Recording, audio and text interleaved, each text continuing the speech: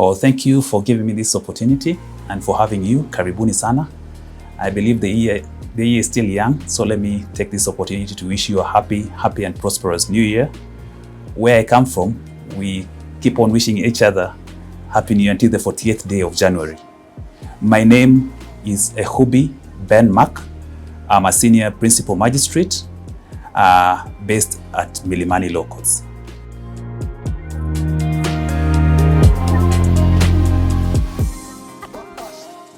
All right, that is a very good question. And I was born in the 80s. Let me not be very exact on the year, but in the 80s. And I have a twin brother. And my dad was a doctor, and my mom was a housewife. So they raised me up in a very comfortable and happy family. And so many of those values that they imbued in me, I still live with it. I went to boarding school in class 1. I believe that is a shock, to many, but it's because of the migratory nature of my parents. My mom is a British citizen based in the UK, and my dad is a lawyer. So following the tradition of the African society, I'm a lawyer from Bunyore, a place called Kima. So I take the heritage and the legacy of my dad. So after that, I went to boarding in primary school. I performed so well in class 8. And then I was called to French School Kamsinga, which is in Bungoma County. Equally, I excelled so well. In both the KCPE and the KCC, I was featured in the newspaper. Those days, an A was an A, unlike nowadays. But I take that with humility. So after that, I joined the University of Moi University, where I did my LLB. And after my LLB, I did an LLM, and also I've done business administration strategic management in the University of Nairobi. I believe I discovered my passion in law when I joined French School Kamsinga, and I joined the debate club, where I honed my skill of debate, and I realized through it had a very well structured guiding and counseling department. Initially, I wanted to do medicine, but I was convinced later on because of in our family we didn't have any lawyer, but we had several doctors. So just to be the stubborn one and do something different and something that you're passionate in, I decided to do law. And one feature that I want to point out, during those days, you're given 3 slots to select what you want to do in the university. I recall I did put law, the 3 I did law. And after my KCSE, I got an A. And my teachers really convinced me that I should take the route to do medicine. But to their chagrin, I still stuck by law, because I believe law is evolving, law changes, even the society. And you find most of the leadership in the world, they are lawyers. So that was really my driving force. I never practiced. I was admitted in 2009. At a very young age of 24 years old. And then immediately after I was admitted to the role of advocates, I was employed in the judiciary. So I've been cut out to be a judicial officer, and that was way back in 2010. All right, thank you. When I joined the judiciary, as I've put it, I was very young. And I was literally thrown to the Mariana Trench. People refer to the deep end of the pool. Me, I was thrown literally to the Mariana Trench. And when I reported, I was glad that I was received by very good judicial officers whom I shadowed under. And one of them is the late Justice Ibrahim and Justice J.B. Ojuang. And then our Chief Magistrate was called Honorable Mutoka. So they received me, and obviously they knew I was so young, and they took me under their arm. And I think I got so much guidance in this profession from them. But more importantly, I also got a lot of support from my parents. They really encouraged me. They really supported me. And also my church.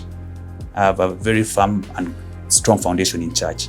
So I got a lot of support from them. Because as a 24-year-old, you have never practiced, you're thrown to court. And actually, I remember that time I was the deputy registrar. Those days, there were no court of equal status like the environment and the employment and labor. So it was one high court, yeah, and it had various divisions. At the age of 24, I was managing all the judges in that division, you can imagine. And also, we used to do taxation as a deputy registrar. And you know, taxation is the bread and butter of advocates. And that's where litigation is. And I recall very senior counsels used to appear before me. But I took it in stride. I learned from my mentors who really supported me. And I can tell you, it was a very eventful and fulfilling moment in my life because I was able to learn so much. Because wherever those judgments came before me for signing of the orders, unlike other judicial officers, I could read all of those judgments cross-cutting in all those divisions, you can name it, admiralty, the criminal, the environment division. So I learned a lot from those officers and judges.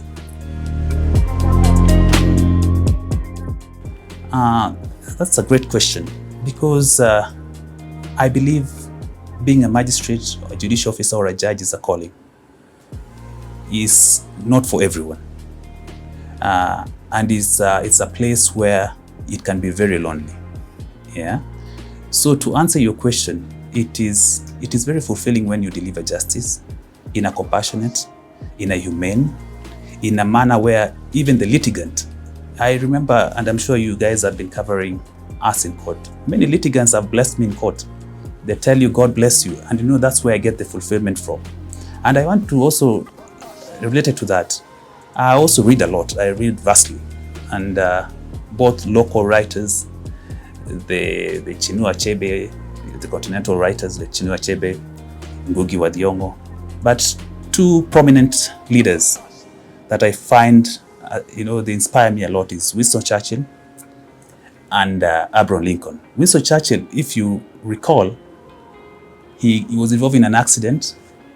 He was in a wheelchair, but he rose to become a president at a very critical time in the history of the world during the Second World War. And what he told us is, you make a living,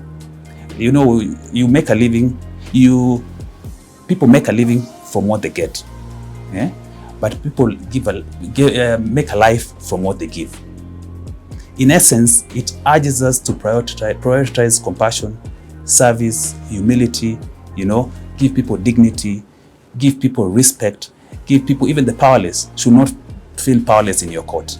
And equally, Abraham Lincoln, the 16th president of the US, yeah, he told us something very important. It's not the years on your life, yeah? It's the life in your ears. Just trying to explicate the fact that, it's not really, it's not really how much you get in terms of materiality, but it's what impact, yeah, and service and knowledge and every of those things that people really don't think is important, yeah. But I think that is what is central in my life. People should feel compassion. People will feel you've mentored them. People will feel you've empowered them. And I can tell you, everywhere I've worked, I've always, and I think history is written on that aspect, I've always made everyone to feel that you're not powerless. In as much as whatever status you hold in life, you're not powerless, but you're empowered once you come to court and you'll get justice. The challenge is, I recall there's a Zimbabwean proverb that says, cowards don't have scars. But in our job, let me tell you, you'll have so many scars. And it's obvious because every time we make a decision, and for us, as judicial officer or judges, and I recall what Justice Madan, one of the best Chief Justice Kenya had, yeah, in one of the cases, but I think versus Rent Restriction Tribunal, he said what he intends to be a judge. And one of it is you have to be courageous. You have to be courageous to storm the storms, eh? Because I can tell you, even an adjournment, you create an enemy. Yeah? And I recall when I was in Thika, I was attacked twice, yeah, on gunpoint. But I'm glad I'm here. I was able to come out of that experience. So the challenges are everywhere. The hazards is like you're walking in a mine, in a minefield, because you make a decision, and for you depend on other parties or the litigants to present their matter. But you don't know the whatever is underlying those issues, so they will not tell you. So you find you make a decision out of good faith, and you realize maybe not all the information was before you. But I believe as a judicial officer, as a judge, you have to have the grit and the teeth to stomach all that. I believe before pre-2010, some of us joined judiciary before this constitution. It was worse. But I think nowadays, even the Chief Justice interacts with people. I remember when I joined, the Chief Justice was Gasheru. Even when we were being sworn in, he was stationed so far away from where we were. But nowadays, that the judiciary, I think we've become we've turned a human face. That every morning, like, you interact with us, we meet on corridors. I believe you guys, we always meet on the corridors, we shake hands. When we meet in hotels, we can share tea, a cup of tea. So nowadays, I think even Kenyans will appreciate that the judiciary has been demystified, and the magistrates have been demystified, in the sense that now people look at us as human. When I go back to my village, I interact with the elders, I interact with the community members without any, people will not try not to approach you. People come to you, you share your knowledge. They'll ask you even questions that touches on their matters, give them even advice about the political projection of the country. So all those, I believe it has demystified the place of a judicial officer or judge to the level that people nowadays find us to be very accessible, unlike before. And I think that is a good thing, because justice should be clothed with compassion and humanity. So that is the life of a judicial officer. And even here, I can tell you, I've left this office. I sit in court from 9 to 5. I leave the office. I come here. I come here. I write a judgment. I've left this office. I've sat the whole night, more than 10 times. I sit the whole night. In the morning, I take a Uber. The following day, I come to deliver a ruling. So what I do, you have to have a work balance. For me, I believe relating with my peers, in as much as you're relating with them off work, but you learn also at the same time. So that is is a win-win. Also, I do gym. I go for safaris. So just to check on my burnout. So there's so much things we do. Also, even as a family here, we have open days in terms of we go out, we have retreats. So we also do a lot of things, team building, as part of measures to not to burn out. I believe in as much as you're kind, you should be very firm. And in as much as you're human, you must be very authoritative. And for me, when somebody comes to my court, I look at him as a human. And the imperative of the Constitution, for instance, when an accused comes before you, he's innocent.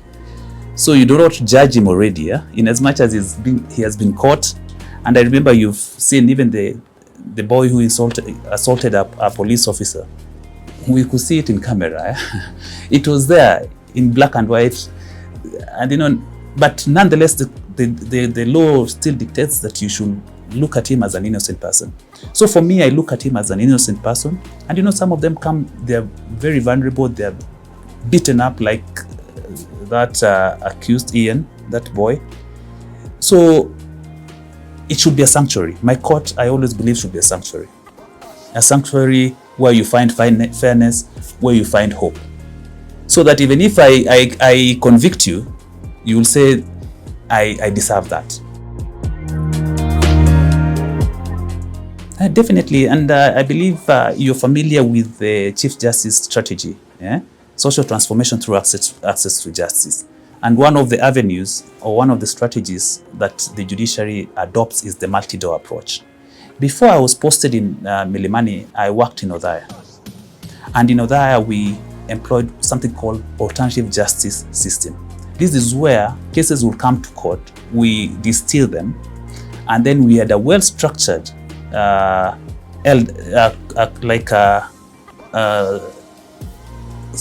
group of elders, yeah, who will sit on those matters. Basically, we are going back to where we are as Africans, yeah? And also it's in the Constitution in Article 159(2)(c), yeah, the traditional dispute resolution mechanism. It's there, it's well documented, yeah. And you find most of these cases that come to court, yeah, even the court doesn't offer sustainable determination. The best system will be where parties, for instance in mediation, parties own the decision, is more sustainable. If in court I convict you maybe for assault between a parent and a child, you'll find that thing will morphosize to many other issues. Yeah, it will bring in land, it will bring in issues of defamation, all that, you know.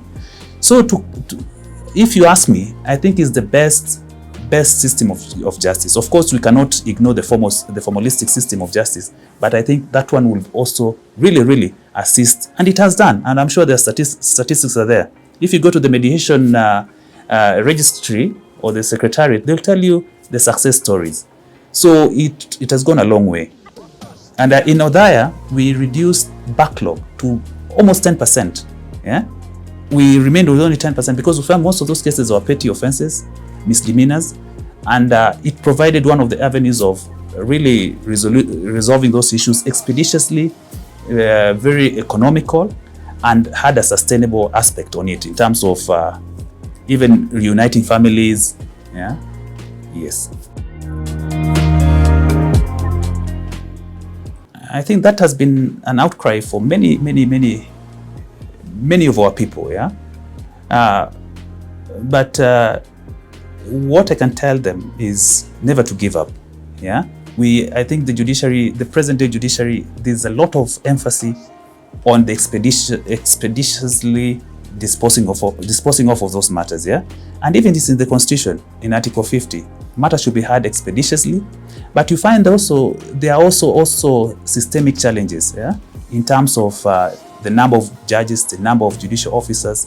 But I can tell you, for instance, in this court where I am, actually, let me tell you about my court.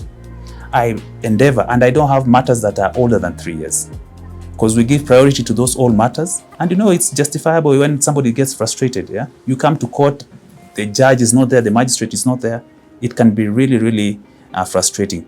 So we'll make sure, like, even the judiciary has a no adjournment policy. Yeah, so when you come to court, the matter ought to proceed. I'm the bench. I've been the bench for. I've never been anything else. Yeah, and what you see out there in my court session, the way you're saying, I'm always on time. I get there on time. That is what I've been shaped to do. I won't want to come to court personally as a litigant. I come to court as early as 7.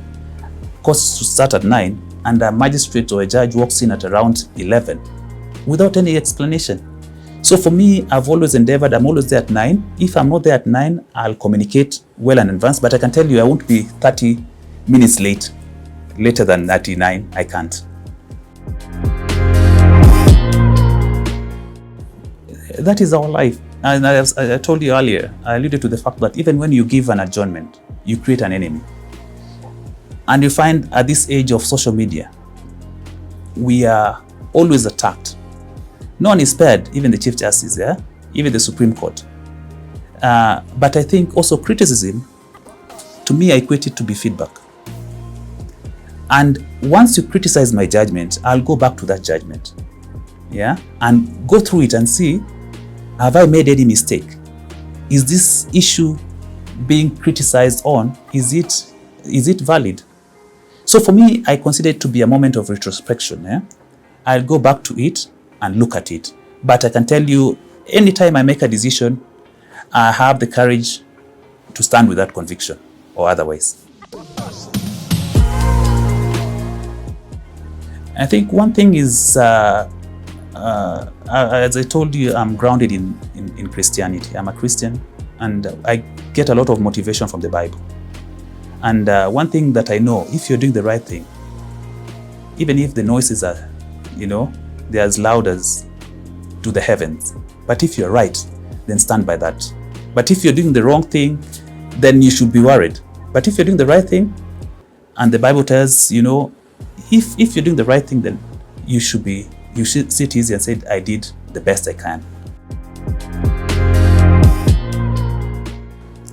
First of all, let me say generally, as a person and as a court, you should only be guided by the law and the fact. But there are biases. Yeah, there are biases. Maybe, for instance, let's give an example, an hypothetical example. You have already been attacked. You're handling a matter.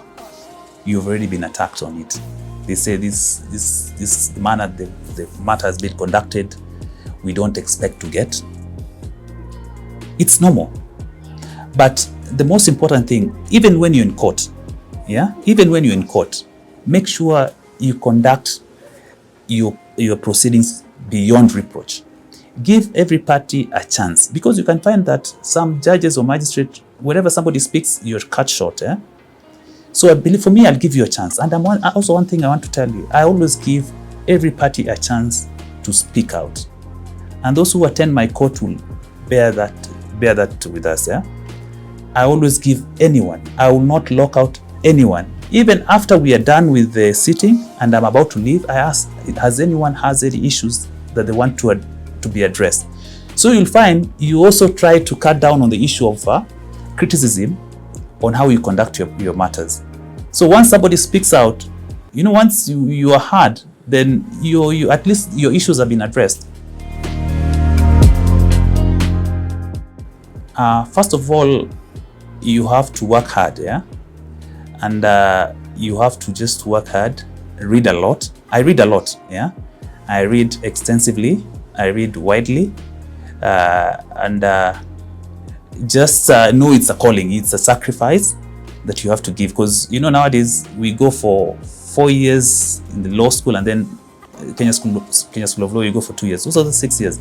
So it entails sacrifice and hard work. And I've had students in my court since I joined the judiciary, and some of them are even magistrates now. So I believe I've really mentored them in the right way, and they're doing so well. They're doing so well. Some of them are almost approaching my rank, and they were my students just the other day. So I believe I taught them well, and just work hard and do the right thing. It's not easy, and I've just told you, I've sat in this office the whole night, not once, almost 10 times. In this office, I sit here the whole night. Of course, at home people are waiting for you, and I can tell you, so many of us carry files. So because if you don't, let me tell you, you won't deliver because of the timelines. And in my court, for instance, if it's an application, if it's an application, especially the detention continuing, where you seek custodial orders, I give my ruling in 2 days, and well reasoned, well detailed. Most of those I read in court, in open court. If you don't sit those hours, let me tell you, you won't deliver. And then, for instance, you could say, I will comfortably say, I'll deliver this ruling in 20 days. By that time, somebody has been in custody for 20 days. In essence, whatever they were seeking, they have already got it. And I recall you, if you follow Ugandan politics, there's a human rights activist who was brought to court on that issue of custodial orders. Bail was not opposed. Bail and bond was not opposed. Of course, Uganda is unique, but I'm just trying to contradistinct both Uganda and Kenya, where we are. I hope this don't elicit an East African war. But you can imagine that one, it was early January. The court said it will deliver its ruling on 22nd of January. And that's, apparently I know the judicial officer. That is from about, I think, 7th of January and then 22nd. So if you don't sit those long hours, that's what I'm saying, this is a calling. It's not for the faint-hearted. You have to just give it your all. And I find it so relaxing. If I sit here, I just continue sitting until I don't find I'm straining. I don't find that, of course I take breaks, but I find it so comfortable, so effortlessly, you know, because I enjoy that discourse. All right. The most heartbreaking case was in Mombasa. I'll not mention the parties, but this was a case of defilement. And the brief facts were that there was a lady who had 2 girls. One was 12 and the other one was 10. So this lady used to go to a church called Elim Church. Those who have been to Mombasa, there's a church called Elim, just in this, within the CBD. So in that church, this lady was about 35. In that church, she met a young man, a youth, who was around 25. So they fell in love. Or so we thought. So apparently, this person didn't have anywhere to live. So he moved into to her Swahili house. You know, the Swahili house is just one room like this one, this office. So it was petitioned. So the girls, the 12 and the 11 years old girl, they were staying on one side and this couple was the other side. So sometime after, this man realized he had been infected with HIV/AIDS. So he didn't take it so well, but he didn't show it. Yeah. So when they used to go for the night vigils, the kesha, on Wednesdays and Saturdays. Because this man was also in the choir. He was a youth, I think, in charge of choir. Apparently, they used to go at some point, and then this man stopped. So this lady was really committed. She could go, come rain, come sun, on Wednesdays and Saturdays. So every time she used to leave her kids there. So very painfully, this guy started defiling these kids. And I can tell you, one girl had about 3 abortions. So when we were proceeding with the matters, we had already had the witnesses. We are on the tail end. One girl had been infected and she died. Yeah. So that one was one of the lowest moments I had in my judicial journey. And I've tried to be brief, but it is very, very disheartening. Yeah. Yes, I have a social life, and those who know, I come from Trans Nzoia, and my dad was a politician, but he passed on, and he used to support so many children, so many families. So I was left with that. So most weekends I travel to my rural home to continue with what my dad used to do, because I find it very fulfilling and actually very enriching, more than material things. And actually, I'll tell you, without fear of any contradiction, I support so many people, but that is between me and my God. Actually, my kids go to a public school, unlike most of my colleagues here. My kids go to a public school, but they're so bright. Yeah, so they are good there. Yeah, so I support them, and actually, I can tell you, most of even my salary, I dedicate it to them, because my dad left so many of them. Yeah, so I'm carrying that shoulder. So wherever I go home, we sit with them. I go to schools. I go to churches. We built so many churches in Trans Nzoia. Yeah. We donate books, we donate pads, yeah.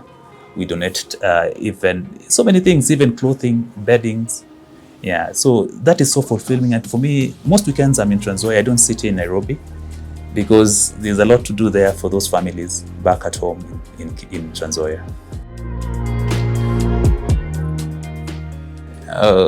They're my special friends, in as much as I've not met them. Some of my colleagues here, they usually share those messages, and I feel so humbled. And I'm sure even the Gen Zs at some point they thought I was the Chief Justice. I'm their Chief Justice. I think it's there. They always feel I'm their Chief Justice, but we only have one Chief Justice. But I want to say hi to them. I want to say that if you feel what I've been doing is encouraging, I'll also encourage you also to join us, so that it's not a one-man fight. So all the Gen Zs, all the TikTokers, I'm so happy for your love and for your following and for those messages. Unfortunately, because of our profession, you're not allowed to socialize, but in spirit, I'm always grateful. And it's one of those drivers that make me wake up very early, make me stay late, so that I can administer justice that is compassionate, that is kind, that is fulfilling. And I believe we still meet there. And I hope most of you will join us in the legal profession, having been inspired by what I do. So I love you guys. I always cherish your love. And we're always there. We can always be enriching to each other. And one thing I always say, if you felt enriched by what I'm doing, enrich someone else. Okay, my parting shot, as I said, I read a lot, yeah? And my parting shot is, one of my favorite writers is Shakespeare, William Shakespeare. And I want to quote from his book, Hamlet, yeah? And this is a quote, and I quote it verbatim. Above all, be true to thyself. Thank you.